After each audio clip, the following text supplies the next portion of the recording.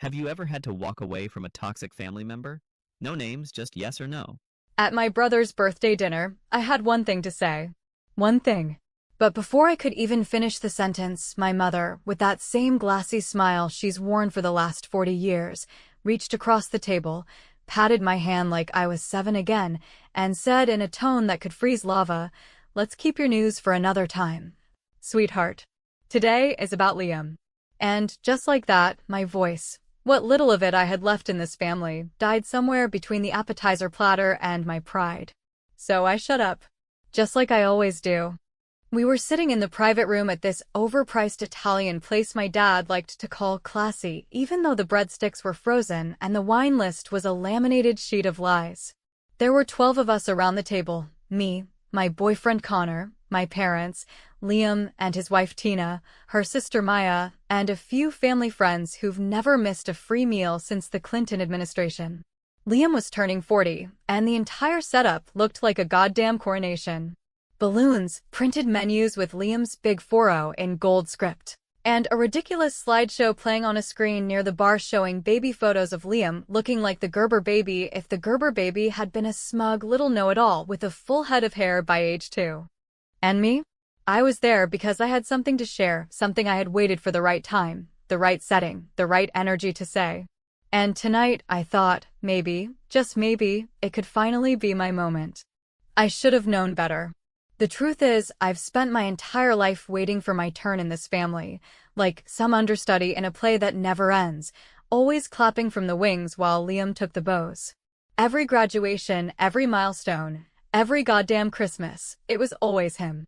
The smart one. The successful one.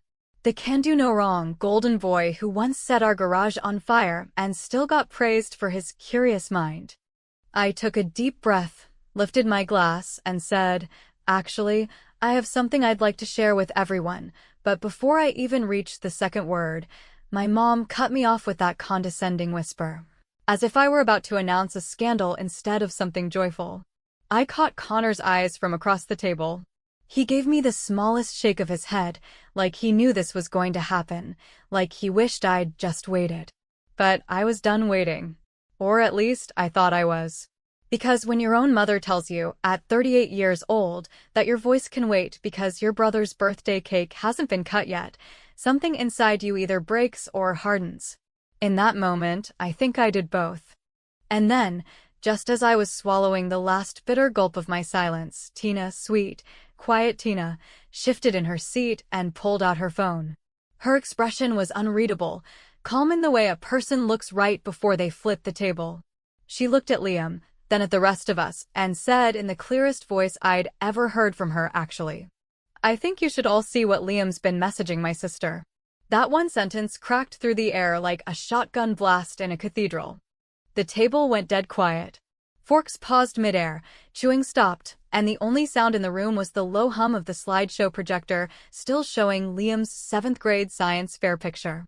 I looked at Tina, then at Liam, who had gone pale in a way I'd never seen before, like someone had just unplugged his personality. You could see the realization settle on his face in slow, suffocating waves, the panic, the calculation, the sickening attempt to find a way out before it all came crashing down. Tina tapped her screen a few times and handed her phone to my mother first, who took it reluctantly, her painted lips already pursed in disapproval before she even read a word. But then she did read. And something in her expression shifted, her eyes widened, her posture stiffened, and for once, she didn't say a thing. She just passed the phone silently to my father, who stared at it like it was a live grenade, then handed it to me. And when I saw it, what he wrote to Maya, Tina's sister, my stomach turned so fast I had to grip the edge of the table. They weren't just flirtations. They weren't jokes or accidents or misunderstandings. They were graphic, bold, disgusting things, written in the tone of a man so confident in his immunity, he didn't even try to hide it. Liam had been sending texts to Maya for months, compliments, late-night confessions, screenshots of private jokes, even one photo that made me set the phone face down on the table without another word. And the kicker? Maya had ignored every single one. She never responded. Not once. But she kept the proof. And Tina? Tina had clearly known for a while. Liam opened his mouth, finally, and what came out was the most Liam sentence I'd ever heard. "This isn't the time or place, Tina." I almost laughed. The audacity of it. The hypocrisy. The same man whose entire life was an uninterrupted performance, now crying foul because someone else dared to take center stage on his big night. But Tina wasn't done. She stood up, her voice calm, her eyes steady, and said, "It wasn't the time or place for you to be messaging my sister, either. But you did. So now we're here." There was a long, stretching silence after that, one of those silences that feels alive, like it might reach across the room and slap somebody. My parents didn't defend her. Not Tina. Not me. Not Maya. Their eyes snapped straight back to Liam, like the universe had tilted and they were just trying to find their footing. They didn't say a word to me, though I was the next one to speak. I looked across the table, took a deep breath and said, "Since we're being honest now." I was going to say I'm pregnant. And I let that sentence hang there, sharp and strange and heavy. But no one reacted. Because Liam was already standing up, muttering some excuse about needing air, and walking out of the room like the victim in his own mess. Tina didn't follow. Maya stood beside her, just behind her left shoulder, like a second wave waiting to crash. Connor took my hand under the table, but I barely felt it. I was too busy watching my mother's expression, trying to clock whether she even heard me. She had.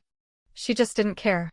So I sat back in my chair, my announcement floating unacknowledged in the wreckage of Liam's unraveling, and thought, this dinner wasn't about him anymore. Not anymore. There's something surreal about watching a room full of people you've known your entire life pretend they didn't just hear the loudest betrayal drop like a piano through the ceiling, and yet, that's exactly what happened after Tina laid the truth bare in the middle of what was supposed to be a warm, celebratory evening for her husband.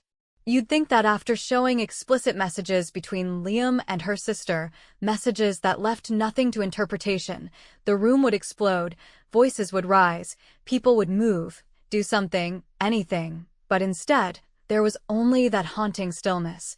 Like everyone had collectively decided that if they didn't blink, maybe this moment would vanish, maybe reality could be bargained with. My mother, ever the queen of keeping up appearances, was the first to speak, but instead of expressing concern for Tina, or for Maya, or even for the future of Liam's already crumbling marriage, she turned her attention to the tablecloth. Brushing invisible crumbs from the edge, her voice clipped and cold as she said, "This isn't appropriate dinner conversation." And that, more than the messages, more than Liam's cowardly exit, more than the silence that swallowed my pregnancy announcement whole, was the moment I realized just how far they would go to protect the illusion of the perfect family. Tina, to her credit, didn't back down. She didn't scream or cry or collapse like I think my mother expected her to. Instead, she remained standing, her posture tall and firm, her hands by her sides, one of them still loosely holding her phone. Like it was some kind of sword she hadn't yet decided whether or not to sheath. She didn't look at anyone in particular when she spoke again, but her words were unmistakable, sharp, unshakable, terrifying in their calm. I stayed quiet for months. I gave him chances to come clean. He didn't. He lied to my face every morning and every night. And the only reason I brought it here, to this table, is because he's been telling people I'm the one who's distant. That I'm the reason we haven't had kids yet. That I'm the problem. So now you know. There was a thud behind us as one of the family friends, some distant cousin or coworker of my dad's, I never remember which, set his fork down too hard and muttered something about drama under his breath before excusing himself to the bar. But no one else moved. Connor squeezed my hand again, tighter this time, like he thought I might jump up and follow Tina's lead, and for a moment, I almost did. I almost stood and laid bare everything, every slight, every wound, every damn time Liam got away with something that would have buried me if I'd done it. But I didn't. Not yet. Instead, I watched the faces of my parents as they sat frozen in their seats, their carefully curated expressions flickering between discomfort, embarrassment, and the faintest trace of irritation, not at Liam, of course, but at Tina, for airing the family's private issues in front of guests. It was as if Tina had broken some sacred, unspoken rule that stated no matter how much rot there was beneath the surface, you never, ever let it show above the tablecloth. Liam was their son. He was their prize. Their legacy. And no amount of sex sent his sister-in-law could change the fact that they would always, always pick him. But Tina didn't care about their discomfort. Not anymore. She turned to Maya next, who had been standing still this entire time like a marble statue, her expression unreadable, her body tense in that way people get when they're used to being made into a problem they didn't create, and said softly, "I know you didn't respond. I know you blocked him. This isn't about you. You did nothing wrong." And for the first time that night, Maya blinked. Her shoulders dropped, just a little, and the corner of her mouth twitched in something like grief, not for Liam, but maybe for herself, for the weight she had been carrying in silence just to keep her sister from falling apart. The tension cracked a bit then, but not in a comforting way. My father cleared his throat and finally spoke, though I almost wish he hadn't. "We don't need to ruin the whole evening over something that clearly needs to be discussed privately. And if you've ever heard a man try to shrink an atomic bomb into a polite apology, then you know exactly how that sounded." But Tina wasn't having it. "Oh, you think it's the evening that's ruined," she said, her voice sharper now, her eyes locked on his. "Not my marriage? Not your son's integrity? Just your little dinner party." And just like that, the dam broke. People started getting up. Conversations hushed and then rose again in fragmented whispers. Someone, maybe one of my mom's bridge friends, tried to start a toast, just to lighten the mood, and someone else, bless them, let out an honest-to-God laugh that sounded like it was choking on a bone. Tina didn't wait for more fallout. She picked up her purse, nodded once to Maya, and said, "I'll be filing for divorce in the morning. You all enjoy the cake." And with that, she walked out. Maya hesitated, just for a beat, looked directly at me, and then followed her sister without a word. I wanted to call out to her, to tell her I wasn't shocked, not really, not after the life I'd lived next to Liam, always in his shadow, always watching him lie with such ease and get rewarded for it. But something stopped me. Maybe it was the way my parents were already trying to course correct, already talking about rescheduling another dinner, already pretending like the worst of it was behind us. Maybe it was the way Connor looked at me, not with pity, but with something worse, concern. And then, to top it all off, Liam came back. Just like that. No apology. No explanation. Just walked back in, straightened his jacket, and said, "She overreacted. It wasn't even that serious. Like we'd all just imagined the past 20 minutes. Like we were the problem. Like this was just another blip he'd talk his way out of." And the worst part?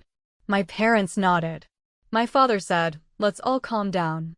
My mother offered him a slice of cake. Cake. After all that.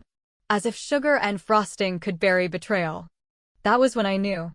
This wasn't just about what Liam did. It wasn't even about what he always did. This was about what they allowed. What they protected. What they chose to believe. And in that moment, sitting in the ruins of a dinner that should have been the last straw for any sane family, I decided something. If no one else was going to hold Liam accountable, I would. Not with yelling. Not with drama. Not even with confrontation. No. I would do it my way. And my way would make him wish Tina's phone had been the only bomb that dropped. In the days that followed the disaster that was Liam's 40th birthday dinner, the silence from my parents wasn't just noticeable, it was deliberate, calculated, and so perfectly rehearsed that it didn't even surprise me anymore.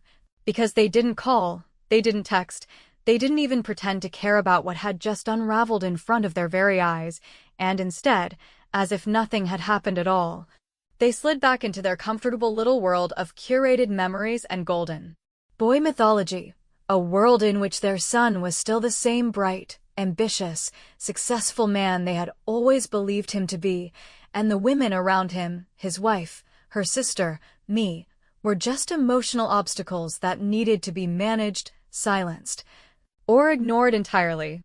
I waited 3 days before reaching out, not because I wanted to, but because I needed to see if they'd make the first move, if they'd acknowledge, in any way, what had transpired, what Tina had exposed, what Maya had endured, what I had said about my pregnancy. About my life, about being ignored again. But of course, nothing came. Not even a performative check-in to see if I was doing okay, which told me everything I already knew but still wished, deep down, that I was wrong about. I didn't expect an apology. I wasn't naive enough to think that after nearly 4 decades of being sidelined and diminished, they'd suddenly have an epiphany and see me for who I really was, but I thought maybe, just maybe, the scandal would be too big for even them to bury. But I underestimated them, as I always do.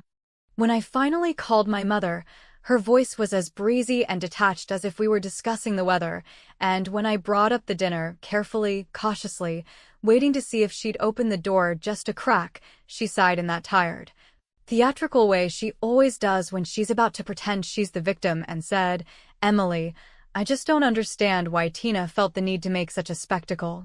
Whatever was going on between her and Liam should have stayed between them. We were there to celebrate, not dissect private drama." I had to step outside to keep myself from screaming, because there it was again, the willful blindness, the refusal to hold Liam accountable, the insistence that the real issue wasn't the betrayal or the messages or the humiliation Tina endured, but the fact that she dared to expose it in public, dared to ruin their image of a perfect son, dared to make a mess they couldn't sweep under the rug without getting their hands dirty.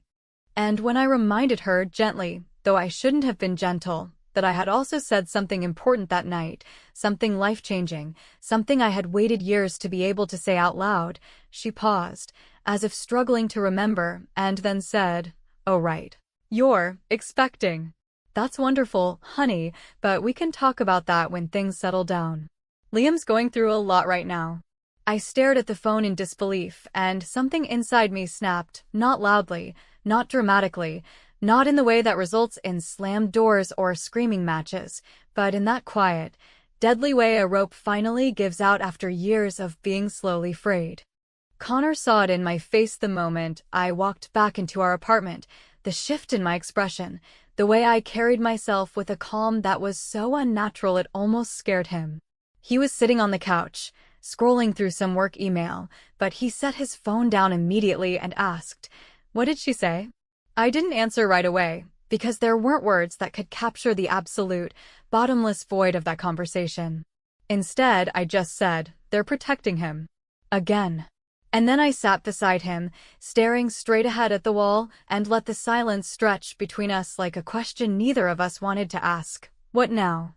That night, as I lay awake with my hand resting on the small swell of my belly, barely visible but undeniably real, I thought about Liam's life, the house he'd built on charm and manipulation, the lies he'd spun with such ease, the way people still clung to the version of him they wanted to believe in rather than the man he truly was. I thought about Tina, who had finally stood up for herself in a way most women never do. I thought about Maya, who had been pulled into a storm she never asked to be part of. And I thought about myself, not just as a sister or a daughter or a soon-to-be mother, but as someone who had been quiet for far too long, someone who had swallowed her voice for the sake of keeping peace that never existed, someone who had waited and waited and waited for her turn, only to realize that the line was never going to move unless she shoved her way to the front. That's when the idea started to form, not fully, not with all the pieces in place yet, but enough of a shape that I could see where it might lead. I knew things about Liam, things he'd told me years ago, back when we were still close, back when he thought he could trust me, because I was too weak to use the truth against him. But I remembered. Every story. Every slip-up. Every cruel thing he said when he thought no one would ever repeat it. And I also knew where he worked, who his clients were, what his company's image was built on. He prided himself on being untouchable, professional, respectable, reliable. He had carefully curated a persona that didn't leave room for scandal. But I knew better. And I knew where to start. When I told Connor I wanted to go after Liam, not with public exposure or family drama, but with something smarter, quieter, more permanent, he looked at me with an expression I hadn't seen on his face before. Fear, not of me, but for me. He said, "You're pregnant. You can't let this stress eat you up." I nodded, pretending to agree, but inside, I felt more alive than I had in years. Because for the first time in my life, I wasn't waiting for justice. I was becoming it. But before I could even start to move, Before I could even draft the first email or pull the first thread, Connor said something that shifted the ground beneath my feet. He took a deep breath, rubbed the back of his neck, and said, "There's something I need to tell you." Something I should have said earlier.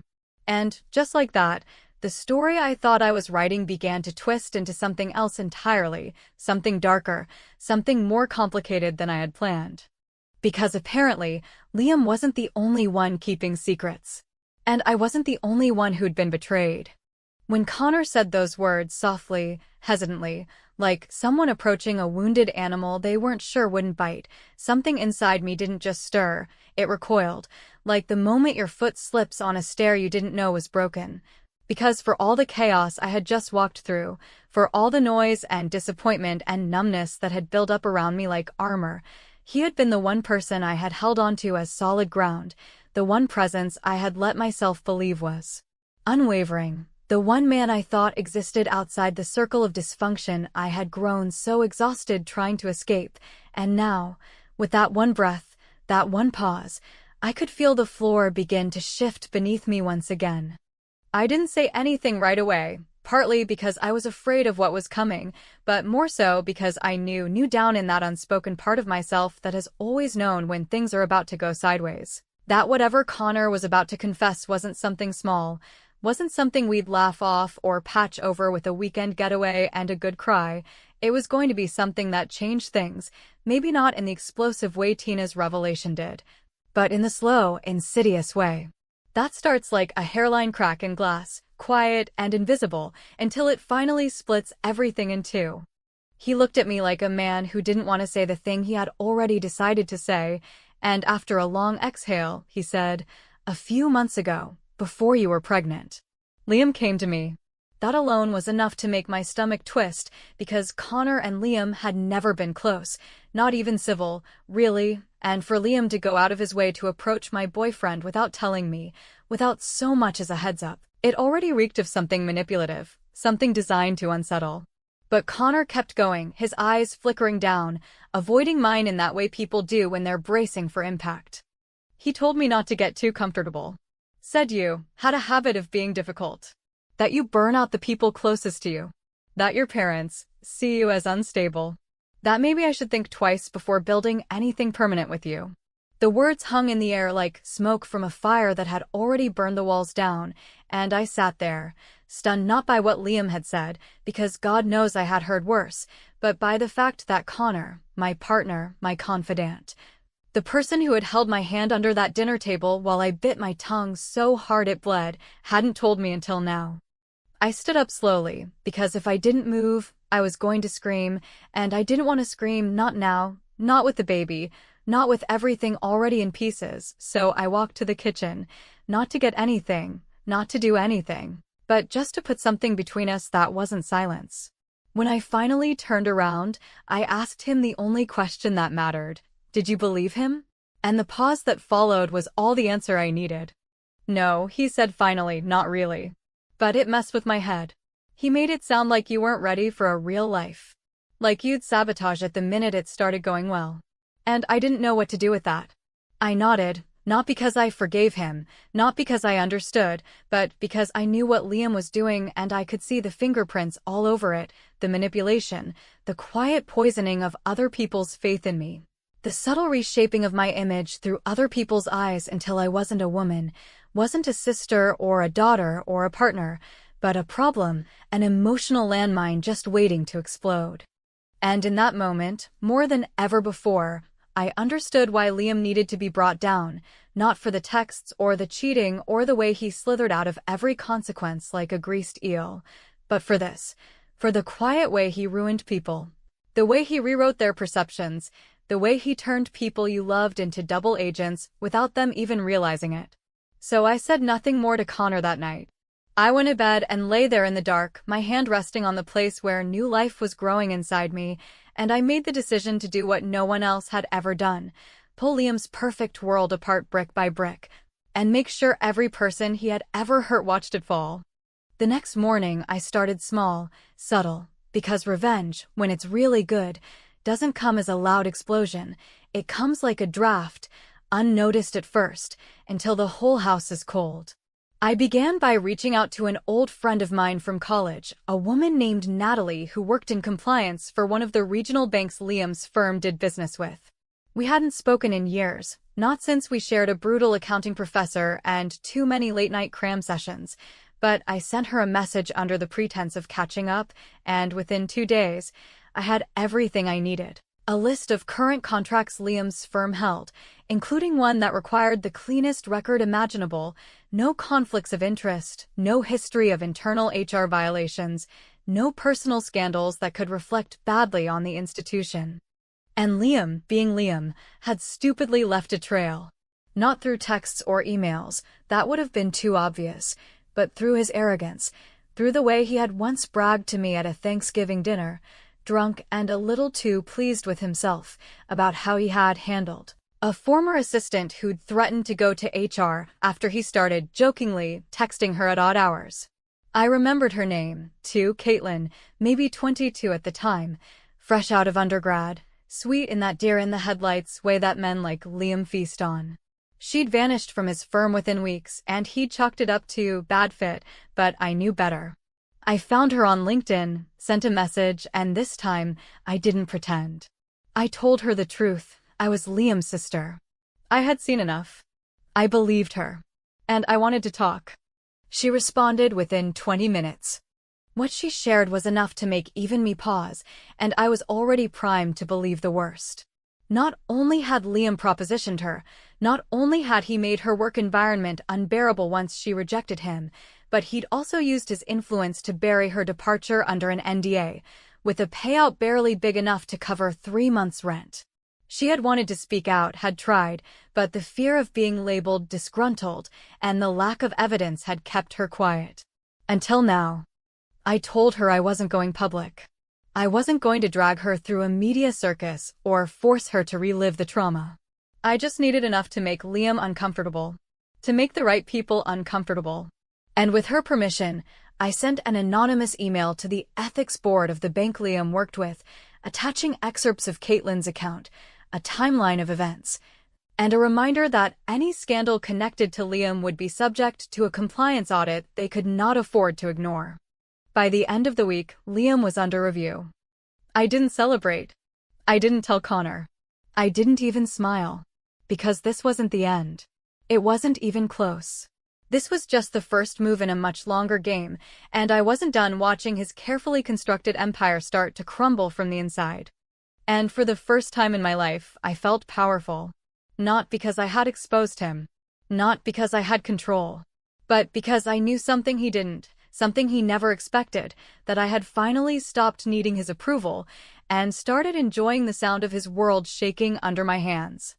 There is a strange kind of silence that settles over your life once the storm you've unleashed begins to move on its own, a silence not born of peace or closure, but of anticipation of knowing that every small choice you made, every seemingly insignificant word, every email and phone call and quiet decision is now out in the world, ticking away like a series of carefully hidden bombs, and all you can do is wait for the explosions to reach the surface, wait for the ripples to spread to the people who once believed they were untouchable, wait for justice, or something like it, to arrive at the front door of the very man who never thought the consequences he dodged for decades would ever come knocking. By the following Thursday, the emails had started to circulate, not publicly, not yet, but within the delicate and tightly wound ecosystem of Liam's workplace. Whispers began moving through departments like cold air through an open window. Unsettling and undeniable, making people glance over their shoulders and question the image they'd been sold of a man who wore charm like armor and dished out cruelty with a smile. An internal ethics review was underway, though it wasn't officially acknowledged, and yet Liam knew, or at least suspected, because for the first time in all the years I'd known him, he looked uncertain, not scared, not angry, just unsure. And for a man like him, that uncertainty alone was a kind of punishment. He showed up at my apartment unannounced, 2 days after I'd spoken again with Caitlin, and I wasn't surprised, though I was amused by the desperation barely hidden beneath his forced grin. The way he stood at my door like a salesman who knew the product he was peddling was rotten, but was hoping he could still convince someone too polite to say no. I opened the door slowly, one hand instinctively resting on the swell of my stomach, not for protection, but as a reminder to myself of who I was now, of what I was becoming, and I didn't invite him in, didn't even move aside. Just leaned against the frame and waited.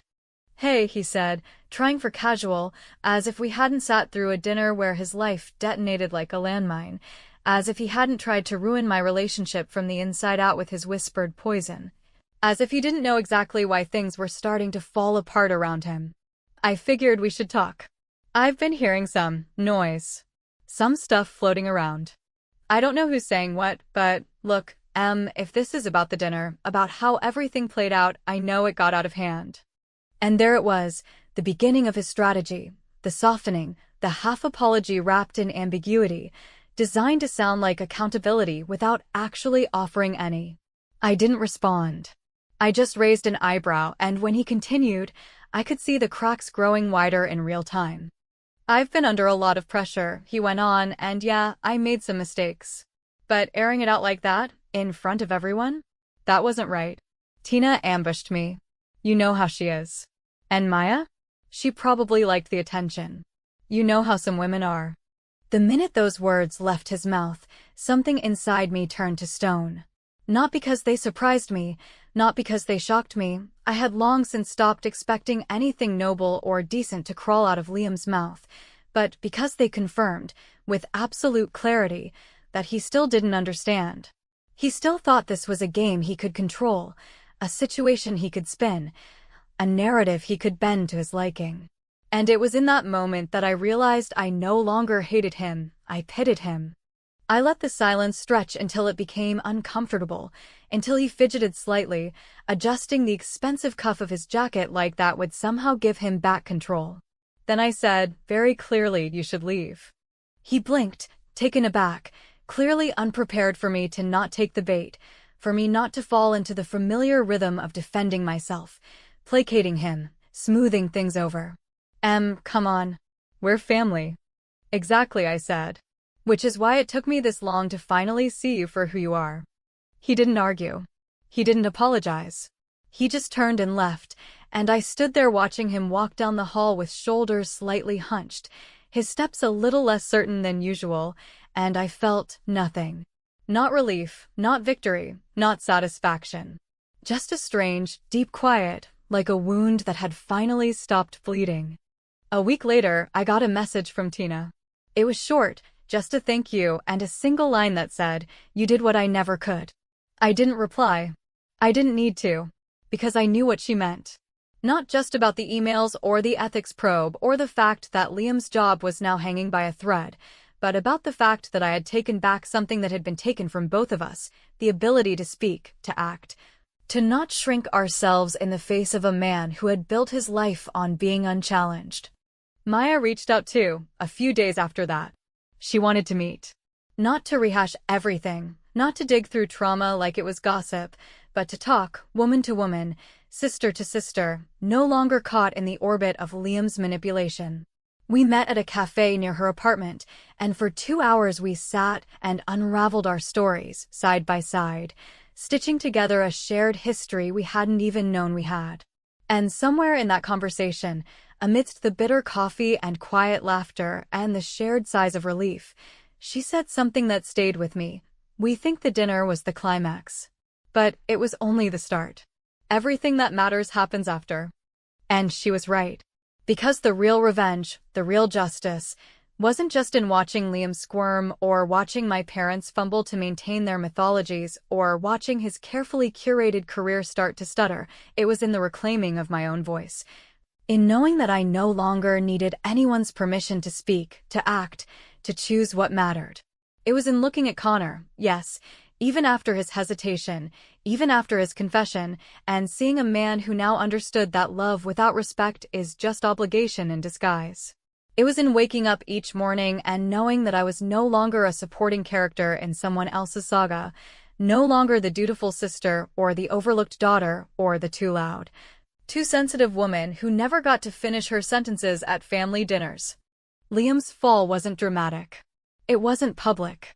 There were no headlines, no viral posts, no explosive scenes. It was slow and private and devastating in the way that truly matters. His firm placed him on an indefinite leave, pending investigation. A few of his clients started to back away quietly. His name, once associated with polish and poise, now came with a question mark. He was, for the first time, being seen. And not in the way he liked. And yet, even now, as I sit here months later, with the soft weight of a child growing inside me and the distant noise of my family still trying to patch up their version of the truth, I can't say the story is over. Not really. Because people like Liam don't disappear. They wait. They pivot. They look for new angles. And I have no doubt that someday, somehow, he'll try to spin it again. But now, I'll be ready. Because the dinner wasn't the end of anything. It was the beginning.